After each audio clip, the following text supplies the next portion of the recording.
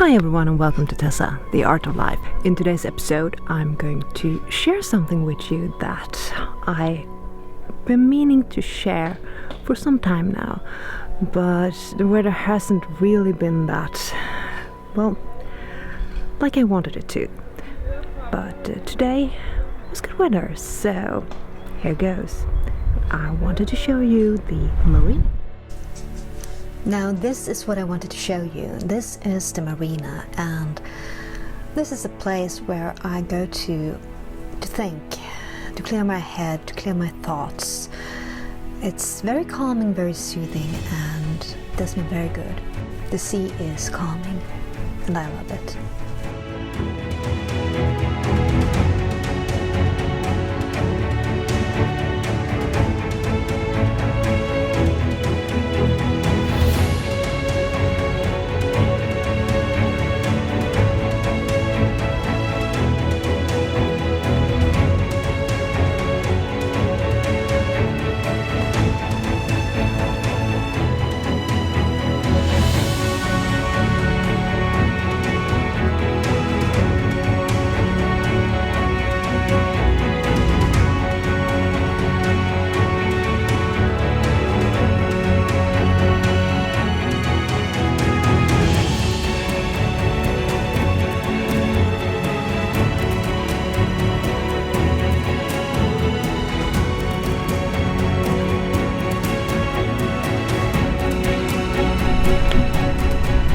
See behind me is an old shipwreck, or, well, I'm not sure if it's a wreck, but it's a boat that they were building on and somehow they didn't finish it.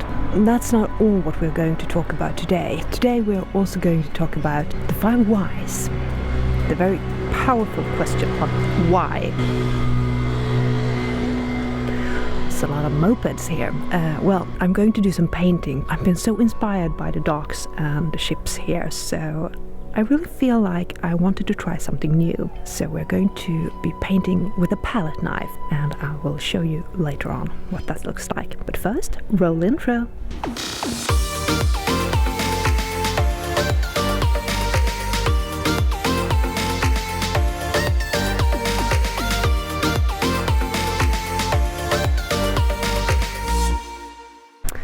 Okay, so this week I've been finding myself asking the question why a lot.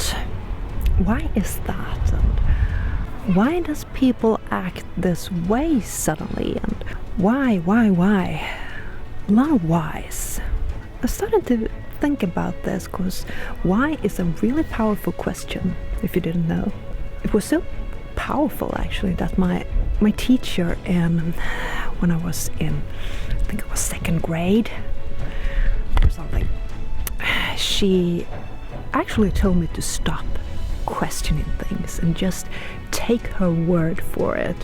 I wasn't allowed anymore to ask the question why, because I don't know if I annoyed her or if she didn't have the answers to my questions.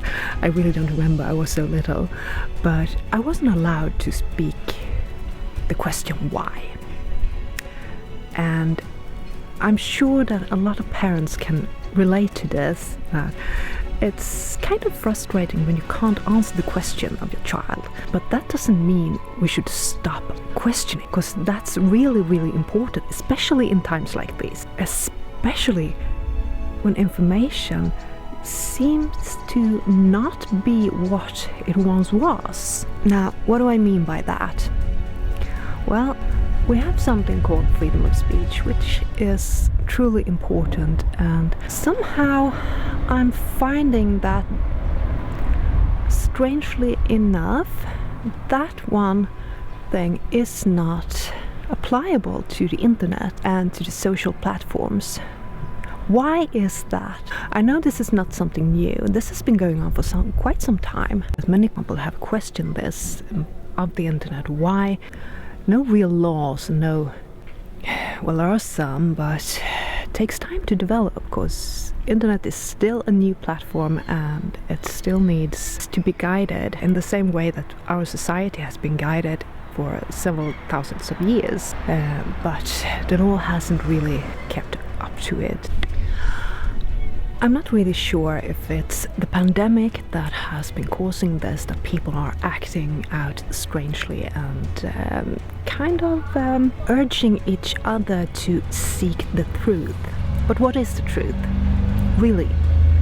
When information is being censored, how can we possibly tell what is the truth or not if we just get this part of everything? If we can't see the whole picture, how do we know what is the truth? There are several great examples of this in philosophy, in psychology, in all the great science. Why don't we have freedom of speech anymore? It's really important that we start asking the questions why. Now, I'm talking a lot about the question why, and this is because it's applicable to this situation very much. There is actually a technique called the 5 whys. This 5 whys is an iterative technique that is a cause and effect kind of searching technique. It was developed by a Japanese called Sakishi Toyoda. I'm so sorry for mispronouncing that. The point that I want to make is that when asking questions why, and especially in 5 or more, you can get to the root of a problem. This is actually a technique that is used for solving problems. So if you ask a question, why is the jacket missing a button? You can probably see that it was badly sewn or something, and then you go on and you question, why is that? Well, the seamstress wasn't well taught, or so on and so forth, until you get to the root cause of it. And that's the power of this technique. It doesn't allow you to get away with things like, well, there wasn't enough time. Well, why is that there wasn't enough time? As long as you can ask why, then you are not at the root cause.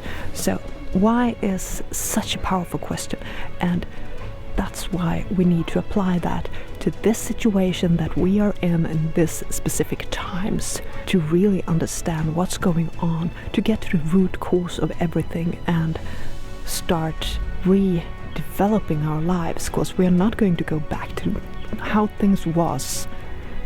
We're going to have to change, and I don't know how that is going to look like, but I know that there are not just one way, the way presented to us, that will work. I know there are many ways, and we can come up with them together. So start asking why. And remember, this is a powerful question. Right, first layer is done, and I'm going to let this one dry. Then I'm going to lay another layer on top of this, a black one. And why do I do this? Why do I keep adding a lot of layers? Well, it's because it gives a painting life. It gives it depth. And that's really something that you want in a painting. You want it to feel alive. You don't want it to be flat. And you don't want any white pigment from the canvas to show, which you can see in many paintings. And personally, it's a matter of preference. Personally, I don't like it at all.